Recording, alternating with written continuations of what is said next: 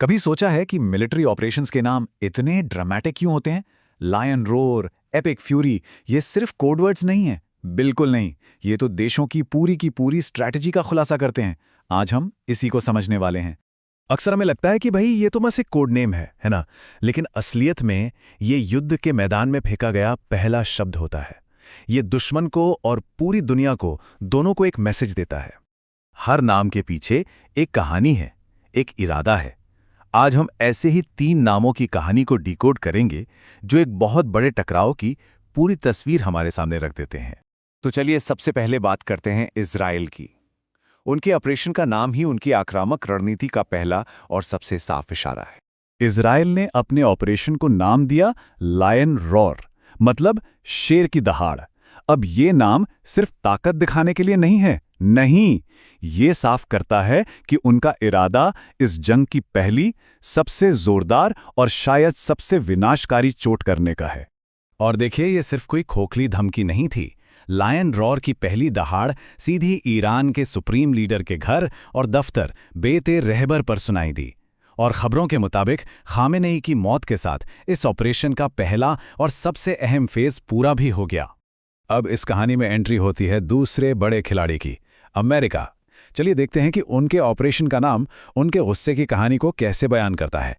America ने अपने operation को नाम दिया है एपिक फ्यूरी।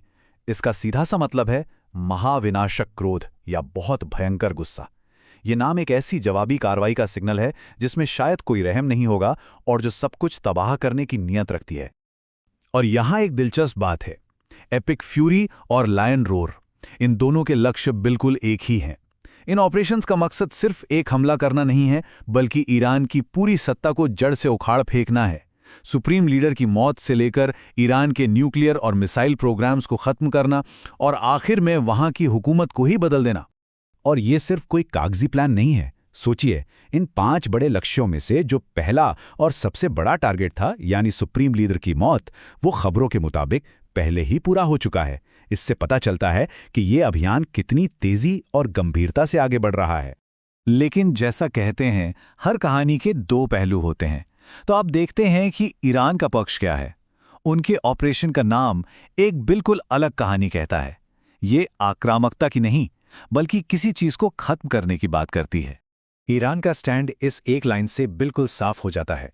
वो खुद को इस जंग को शुरू करने वाला नहीं, बल्कि इसे खत्म करने वाला बता रहे हैं। ये अपने आप में एक बहुत पावरफुल दावा है। तो ईरान ने अपने जवाबी अभियान को नाम दिया है खत्म तूफान, जिसका मतलब है तूफान का अंत। ये नाम उनके इरादे को जाहिर करता है कि भले ही ये तूफान किसी ने भी शुरू किया हो, इसे खत्म वो ही करेंगे, और शायद अपनी शर्तों पर।